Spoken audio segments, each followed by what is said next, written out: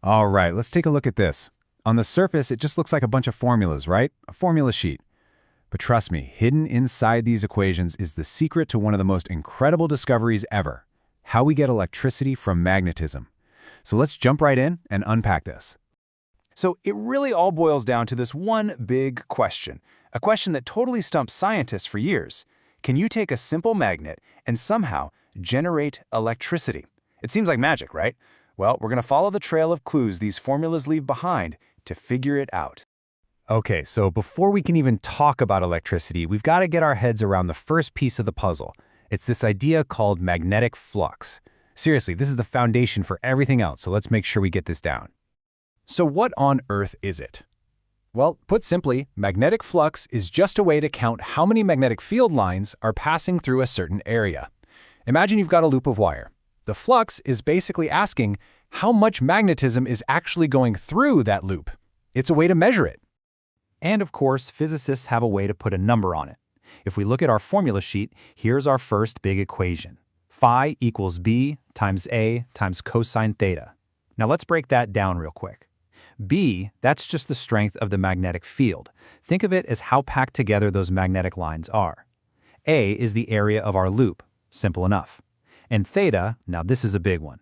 It's the angle between the field and the loop. Each one of these things plays a super important part in figuring out the total flux.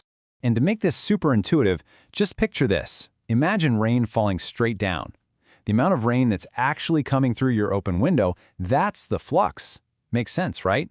If the rain, which is our magnetic field B, starts coming down harder, more rain gets in. If you get a bigger window, our area A, well, you're going to get more rain. And here's the cool part. If you start tilting the window, changing that angle theta, less rain actually makes it through. See? It's really that straightforward. All right, so we've got flux down. Now we get to the big breakthrough, the aha moment, all thanks to the genius Michael Faraday. This is where the magic happens, where magnetism starts to turn into actual electricity.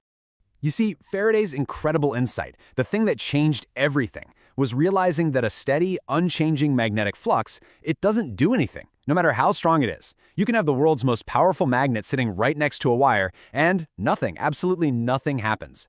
Because the magic isn't in the flux itself. It's all about how the flux changes over time. That's the trigger. That is the secret ingredient that unlocks the whole thing. And what's so amazing is just how beautifully this idea is captured in the next formula on our sheet. This is the famous Faraday's law. That little epsilon symbol, that's our induced voltage, or EMF. It's the electrical push we're looking for. And that d phi over dt thing, don't let it scare you. That's just a fancy way of saying the rate of change. It's asking, how fast is the magnetic flux changing, like right this second? So here's the bottom line.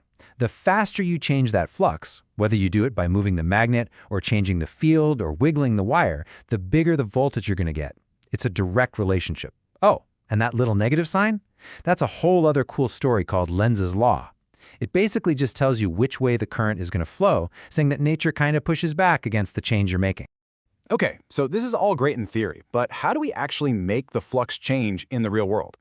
Let's talk about putting a conductor to work and actually generating some of this EMF. Well, remember that first formula we looked at, phi equals BA cos theta? To change the flux, all we have to do is mess with one of its ingredients. You could crank the magnetic field up or down, you could stretch or shrink your wire loop, or, and this one is a real game changer, you can just spin the loop inside the field. And our formula sheet actually gives us a special, simplified version for this. If you take a straight piece of wire, let's say it has a length L, and you move it with a velocity v through a magnetic field B, you get something called motional EMF. And the formula is beautiful. The voltage is just B times L times V. That's it. Simple movement literally creates electricity. Now what happens if we go from sliding to spinning? Well, then we get rotational EMF. This formula here describes the voltage you create when a conducting rod just rotates in a magnetic field. And if that sounds familiar, it should. This is the absolute core principle behind how we build electric generators. So a single wire works, that's cool. But what if we want more? What if we want to really amplify this effect? That, my friends, is where coils and this fascinating property called inductance enter the picture. And there are two main kinds to think about. First, there's self-inductance. You can think of this like inertia, but for electricity. Because of its own magnetic field, a coil actually fights against any change in the current running through it. It wants to keep things nice and steady. But then, there's mutual inductance, and this is where it gets really wild. A change in current in one coil can create a voltage in a totally separate coil that's just sitting nearby, no wires connecting them. This is the magic behind things like transformers and even wireless charging for your phone. And you guessed it, our formula sheets show us exactly how to calculate these things for specific shapes, like solenoids. Now, you don't need to memorize these, but just look at them for a second.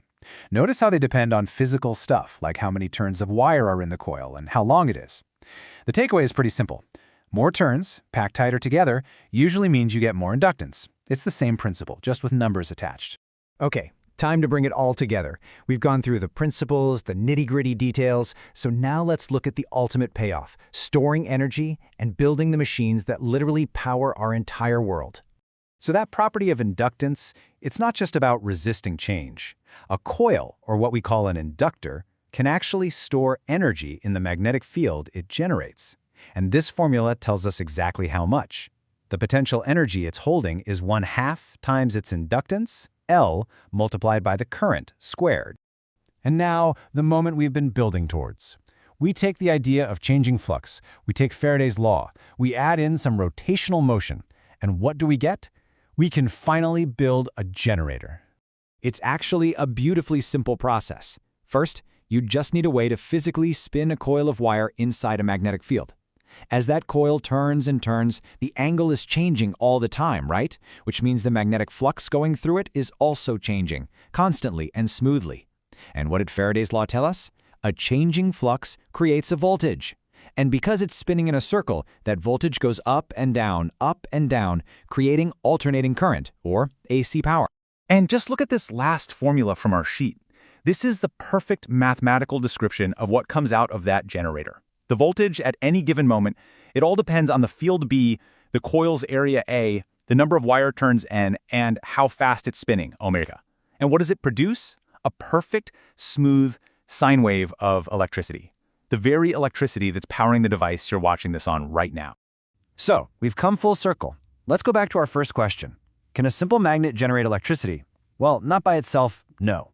But a magnet combined with motion, that crucial change in flux, can. And it absolutely does. It's the fundamental principle that powers, well, pretty much everything. And that leaves us with one final mind-bending thought to chew on. We've just spent all this time seeing how a changing magnetic field creates an electric field. So, what do you think would happen if you had a changing electric field?